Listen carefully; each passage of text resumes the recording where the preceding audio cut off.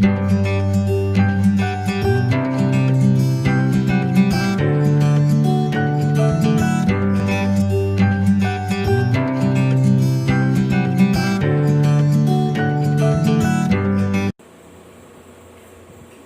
children, today we are going to study new chapter, Struggle and Freedom.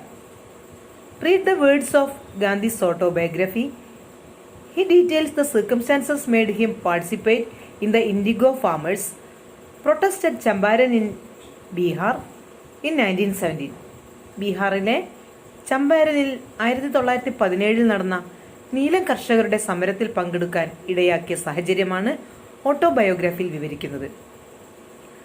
Gandhiji started his social activities in India, interfering in the problems faced by the indigo farmers in Champaran. ചമ്പാരനിലെ നീലം കർഷകരുടെ പ്രശ്നത്തിൽ ഇടപെട്ടുകൊണ്ടാണ് ഗാന്ധിജി ഇന്ത്യയിൽ പൊതുപ്രവർത്തനം ആരംഭിക്കുന്നത്. How Gandhiji could gain the trust and recognition of the common people of India? The agitations he conducted in South Africa. South ആഫ്രിക്കയിൽ ഗാന്ധിജി നടത്തിയ സമരങ്ങൾ. His lifestyle as a common man, food, clothing, language, സാധാരണക്കാരെ പോലുള്ള ജീവിത രീതി. Methods of struggle based on non violence, അഹിംസയിൽ അധിഷ്ഠിതമായ സമരരീതി. They found in Gandhiji a saviour who could solve their problems. തങ്ങളുടെ പ്രശ്നങ്ങൾ പരിഹരിക്കാൻ കഴിയുന്ന രക്ഷകനായി ഗാന്ധിജിയെ കണ്ടു. Let us study the early struggles of Gandhiji.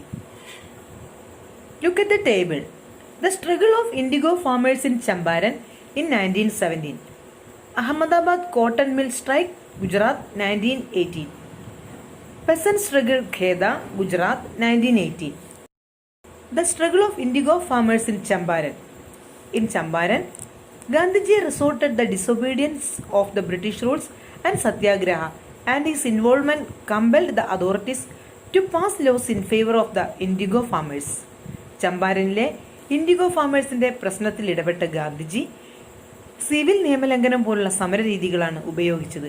ഗാന്ധിജിയുടെ ഇടപെടൽ കർഷകർക്ക് അനുകൂലമായ നിയമം പാസാക്കാനിടയാക്കി. After his struggle, Gandhiji worked for the progress of Champara region by establishing primary schools, initiating medical aids, and involving in cleaning activities. സമരത്തിന് ശേഷം ചമ്പാരന്റെ പുരോഗതിക്കായി primary school ആരംഭിക്കുകയും ശുചീകരണ പ്രവർത്തനങ്ങളും വൈദ്യസഹായ പ്രവർത്തനങ്ങളും ഏറ്റെടുക്കുകയും ചെയ്തു. Ahmedabad cotton mill strike. Cotton mill workers in Ahmedabad started their strike in 1918 when they were denied flag bonus. Flag bonus നിർത്തലാക്കിയപ്പോൾ 1918 അഹമ്മദാബാദിലെ തൊഴിലാളികൾ സമരം ആരംഭിച്ചു. Following Gandhiji's satyagraha, the authorities agreed to hike the wages of employees and the strike came to an end. ഗാന്ധിജിയുടെ ഉപവാസത്തെ തുടർന്ന് അധികാരികൾ ശമ്പള വർധനവിന് സമ്മതിക്കുകയും സമരം അവസാനിക്കുകയും ചെയ്തു. Peasant struggle in Kheda. Due to drought and crop failure, farmers in Kheda were living in utter misery. വരൾച്ചയും കൃഷിനാശവും മൂലം ദുരിതത്തിലായിരുന്നു ഗുജറാത്തിലെ ഖേഡയിലെ കർഷകർ. The rulers decided to collect tax from these poor villagers. കർഷകരിൽ നിന്നും അധികാരികൾ ടാക്സ് കളക്ട് ചെയ്യാൻ തീരുമാനിച്ചു. Starting Satyagraha in 1918, Gandhiji protested against the decision. He advised the people not to pay tax. Consequently, the authorities were forced to pay tax. അധികാരികളുടെ ഈ നയത്തിനെതിരെ ഗാന്ധിജി സത്യാഗ്രഹം ആരംഭിക്കുകയും ജനങ്ങളോട് ടാക്സ് നൽകരുതെന്ന് ആവശ്യപ്പെട്ടു. തുടർന്ന് ബ്രിട്ടീഷ് ഗവൺമെന്റ് ടാക്സ് കുറയ്ക്കാൻ തയ്യാറായി. Let us examine the results of the early struggles that Gandhiji took up in India. The struggles he took up popularized his ideologies and method of protest. ഗാന്ധിജിയുടെ സമരരീതിയും ആശയങ്ങളും സാധാരണക്കാരായ ജനങ്ങൾക്ക് പരിചയപ്പെടാൻ അവസരം ലഭിച്ചു. Till his entry into the political scenario, national movement was confined to the educated section of the society. വിദ്യാസമ്പന്നരായ ആളുകൾക്കിടയിൽ മാത്രമായി ഒതുങ്ങി നിന്നിരുന്ന ദേശീയ പ്രസ്ഥാനത്തിലേക്ക് സാധാരണക്കാരായ ജനങ്ങളും ആകർഷിക്കപ്പെട്ടു. The city centric national movement spread to rural areas. പട്ടണങ്ങളിൽ മാത്രം ഒതുങ്ങി നിന്നിരുന്ന ദേശീയ പ്രസ്ഥാനത്തിന് ഗ്രാമപ്രദേശങ്ങളിലും വേരോട്ടമുണ്ടായി. Gandhiji became a national leader acceptable to all states of the society. എല്ലാ വിഭാഗം ജനങ്ങൾക്കും സ്വീകാര്യനായ ദേശീയ നേതാവായി ഗാന്ധിജി മാറി. Gandhiji ended Indian national movement with his protest against the Rowlatt Act. British government പാസാക്കിയ റൗലറ്റ് നിയമത്തിനെതിരെ പ്രതിഷേധിച്ചുകൊണ്ടാണ് ഗാന്ധിജി ഇന്ത്യൻ ദേശീയ സമരത്തിലേക്ക് കടന്നത്. What is Rowlatt act? In the pretext of preventing extremist activities, the British Parliament passed the Rowlatt Act in 1919, limiting the civil rights.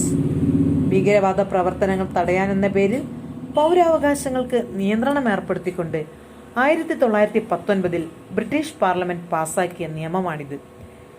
As per this act, any person could be arrested and imprisoned without trial. ഈ നിയമപ്രകാരം ഏതൊരാളെയും arrest ചെയ്ത് വിചാരണ കൂടാതെ തടങ്കിൽ വെക്കാമായിരുന്നു. What are the major circumstances that led to the Jallianwala Bagh massacre? People gathered at Jallianwala Bagh in Amritsar on 30th April 1919 to protest against the arrest of Saifuddin Kichler and Satyapal, who led the anti-Rowlatt Act agitations in Punjab. Rowlatt വിരുദ്ധ സമരങ്ങൾക്ക് നേതൃത്വം നൽകിയ സൈഫുദ്ദീൻ കിച്ലു, സത്യപാൽ എന്നിവരെ arrest ചെയ്തതിൽ പ്രതിഷേധിക്കാനായി 1919 April 13 ജനങ്ങൾ അമൃത്സറിലെ ജാലിയൻവാലാ ബാഗിൽ ഒത്തുകൂടി. Accusing that the protesters violated his instructions, the Army Chief General Dyer ordered to shoot without warning. The innocent aimless people were trapped as the ground was surrounded by buildings and the only entrance was blocked by the armed British soldiers. പട്ടാള മേധാവിയായ general Dyer തന്റെ ഉത്തരവ് ലംഘിച്ചു എന്ന് വ്യാഖ്യാനിച്ചുകൊണ്ട് യാതൊരു മുന്നറിയിപ്പുമില്ലാതെ 3 വശവും കെട്ടിടങ്ങളാൽ ചുറ്റപ്പെട്ട മൈതാനത്തിന്റെ പ്രവേശന കവാടത്തിൽ വെച്ച് ജനങ്ങൾക്കു നേരെ വെടിവെക്കാൻ ഉത്തരവിട്ടു. As per the British records, the shooting of 10 minutes killed 379 protesters. In fact, the death toll was actually double this. 10 minute നീണ്ടുനിന്ന വെടിവെപ്പിൽ 379 പേർ മരിച്ചു എന്നായിരുന്നു ഔദ്യോഗിക കണക്കെങ്കിലും മരണസംഖ്യ അതിന്റെ ഇരട്ടിയായിരുന്നു.